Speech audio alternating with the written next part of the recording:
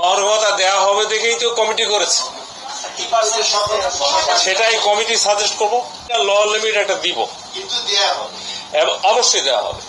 ভাতাতে হয়তো এমন হইতে পারে যে স্টাফদের হয়তো একটু বেশি থাকতে পারে, তার চেয়ে একটু মানে এটা একটা বিষয় থাকতে পারে।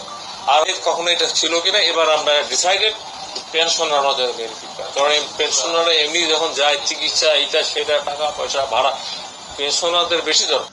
আমরা এটা নিয়ে একটা আজকে অনেক খবরের মধ্যে একটা ভালো খবর,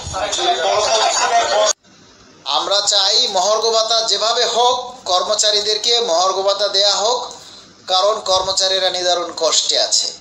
যদি মহার্ঘ ভাতা স্থগিত হয়ে থাকে তাহলে সারা বাংলাদেশকে অচল করে দেয়া হবে। আপনারা যদি এখনো মনে করেন যে না আপনারা ঘরে বসে থাকবেন, আপনারা ঘরের বউয়ের ছায়া পরে বসে থাকবেন, চুরি পরে বসে থাকবেন, তাহলে কিন্তু দাবি আদায় হবে না।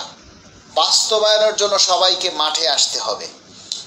আপনাদের সবাইকে মাঠে আসতে হবে যার যার জায়গা থেকে। সমস্ত সরকারি কর্মচারীরা যদি অফিস বন্ধ করে দেয় বাংলাদেশ অচল হয়ে যাবে।